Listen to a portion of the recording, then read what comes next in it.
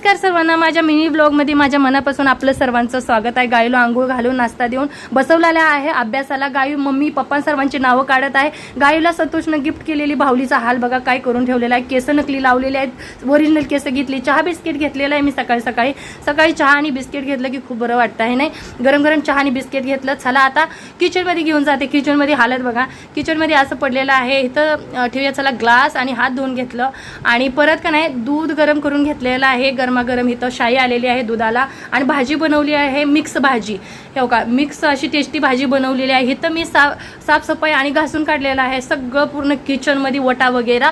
तर बघू शकता तुम्ही ह्या प्रकारे। इथून मी दुसरीकडे भांडी इथं पण ठेवलेले आहेत घासून भरणी। तर इथं लसूण आणि छोले ठेवलेले आहेत सुकायला। हॉलमध्ये घेऊन जाते। हॉलची साफसफाई अशी केलेली आहे। गायू आहे नाराज कारण गायूला झाली सर्दी। बसले आता मी गायू आले माझ्यापाशी खेळ, ठीक आहे नाही त्याला कसं बघते ते किती बेस येते नुजी नुजी सुक सुक करते नवीन बाय बाय बाय बाय करा बाय